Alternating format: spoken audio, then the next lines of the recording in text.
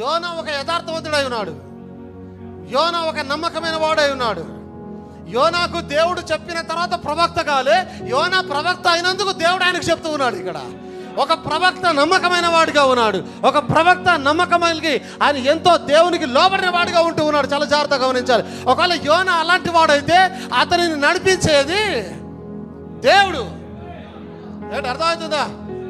అతన్ని నడిపించేది దేవుడు. దేవునికి స్తోత్రం కలుగును గాక. హల్లెలూయా. ఆయన అంటున్నాడు, I will not leave my holy man see corruption. నా పరిశుద్ధిని కుళ్ళు పట్టనియ్యను అని అంటూ ఉన్నాడు వాక్యంలో. దావీదు అంటూ ఉన్నాడు. ఏమైనా దేవునికి స్తోత్రం కలుగును గాక. దాని అర్థం ఏమిటి? యోనా యేసుక్రీస్తుకు సాదృశ్యంగా ఉన్నాడు. ఇక్కడ 3 దినాలు తిమింగలం యొక్క కడుపులో ఎందుకు పెట్టాడు దేవుడు? క్రీస్తు యొక్క జీవాన్ని చూపించడానికి, పునరుత్థాన్ని చూపించడానికి దేవుడు తీసుకొని వెళ్ళి పెట్టి ఉన్నాడు అక్కడ. ఇప్పుడు చెప్పండి, యోనా తప్పు చేశాడా? నో. యోనా దేవుని మనిషి అయి ఉన్నాడు. యోనా ప్రవక్త అయి ఉన్నాడు. యోనా నమ్మకం కలిగిన వాడై ఉన్నాడు. యోనా యథార్థత కలిగిన వాడై ఉన్నాడు. అలాంటి వారిని దేవుడే నడిపిస్తాడు. వారి సొంత ఆలోచనలు ఉండవు, వారి సొంత మార్గాలు ఉండవు. దేవుని ఆలోచన లోబడి ముందుకెళ్తూ ఉంటారు వారు.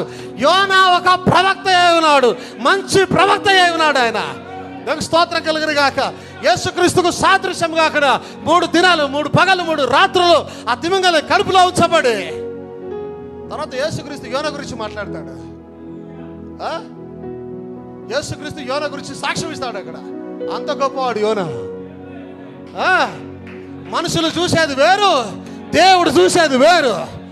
మనుషులు నీలో పాపాన్ని చూస్తారు, దేవుడు నీలో ఉన్న పిలుపుని చూస్తాడు. ఆయన దేవుడు తన కృపను చూస్తాడు. ఆయన దేవుడు తన రక్తాన్ని చూస్తాడు. ఆయన మనుషులు చెడుని చూసి చెడుగా భావిస్తారు. నేను యాక్చువల్లీ అదొక స్తోత్రం కలుగును గాక. హల్లెలూయా.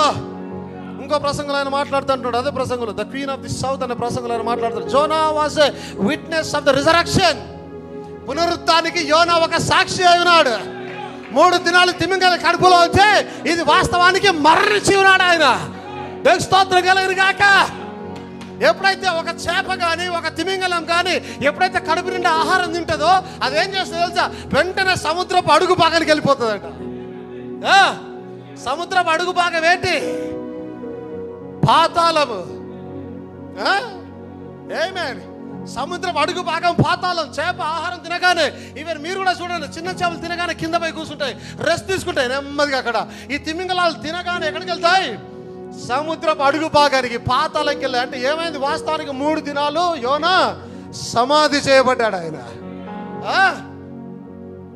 ఒక మనిషికి ఆహారం కావాలి, ఆయనకు ఆహారం లేదు. Jonah was a witness of the resurrection. As he was in the belly of the whale for 3 days and nights, many people tried to condemn Jonah. చాలా మంది యోనాను ఖండించడానికి ప్రయత్నం చేస్తూ ఉంటారు, నిందించడానికి ప్రయత్నం చేస్తూ ఉంటారు. Many people condemns poor Jonah, and Jonah was a prophet. చాలా మంది యోనాను నిందించే ప్రయత్నం చేస్తూ ఉంటారు. అయితే యోనా ఒక ప్రవక్త అయి ఉన్నాడు. But I always felt sorry for him. కానీ నేను చాలాసార్లు ఆయన గురించి బాధపడ్డాను. Because so many in this day condemn Zona and say he was out of the will of the lord. ఎందుకు ఆయన బాధపడ్డాను అంటున్నారంటే, ఈ రోజుల్లో ఈ దినాల్లో చాలా మంది ఏమంటున్నారంటే యోనా దేవుని చిత్తానికి బయటకు వెళ్ళిపోయాడు అని అంటూ ఉన్నారు. ఆమేన్. So I'm going to take up for Jonah and say, నేను యోనా గురించి నేను నిలబడి ఒక మాట మాట్లాడాలనుకుంటున్నాను. ఏంటంటే, he wasn't out of the will of the Lord. ఆయన దేవుని చిత్తానికి బయట పోలేదు. ఎవరు చెప్తున్నారు? ప్రవక్త చెప్తూ ఉన్నాడు. ఒక ప్రవక్త ఇంకో ప్రవక్త గురించి సాక్ష్యం ఇస్తూ ఉన్నాడు. అది అబ్సల్యూట్ నిజమైనది. ప్రవక్త మాట్లాడేది ప్రవక్త కాదు, కానీ ప్రవక్తలో ఉన్న దేవుడు సాక్ష్యం ఇస్తూ ఉన్నాడు. యోనా దేవుని చిత్తానికి బయట పోలే, దేవుడు సాక్ష్యం ఇస్తున్నాడు ఆ మాటని. He is in the will of the Lord. Amen. Jonah was on his way to Nineveh. యోనా ఆయన మార్గంలో నినివేకే వెళ్ళుచూ ఉన్నాడు. Of course, and the Bible says that the footsteps of the righteous is ordered of the Lord. నీతిమంతుల పాదాలు ఏంటి? దేవునికి స్తోత్రం కలుగును గాక. ఎవరు? నీతిమంతుల పాదాలు దేవునికి తెలిసే అంటూ ఉన్నారు. దేవునికి స్తోత్రం కలుగును గాక. కీర్తనలు 37వ అధ్యాయం 23వ వచనాన్ని చూడండి. The steps of a good man are ordered by the Lord. యోనా ఒక మంచివాడు అయినాడు. యోనా ప్రవక్త అయి ఉన్నాడు. యోనా మంచివాడే కాదో తెలిసేది ఎట్ట అంటే యోనా ప్రవక్త అయి ఉన్నాడు అంటే మంచివాడై ఉన్నాడు. Is a good man. వాక్యం సెలవిస్తుంది గుడ్ మ్యాన్, మంచి వాని యొక్క నడతలు యెహోవా ఆజ్ఞాపిస్తాడంటే. యాక్చువల్లీ అంటే మంచివాడు ఎటు నడవాలో, ఆ పాదం ఎటు వేయాలో నిర్ణయించేవాడు దేవుడై ఉన్నాడు. ఒకవేళ యోనా ఒక మంచివాడైతే యోనా నినివే కాకుండా తర్షీషులకు పోతే అడుగు వేసింది ఎవరు, నడిపించింది ఎవరు? అక్కడ స్వయాన దేవుడు నడిపిస్తూ ఉన్నాడు. అక్కడ యోనా మంచివాడై ఉన్నాడు. And the steps of a good man are ordered by the Lord.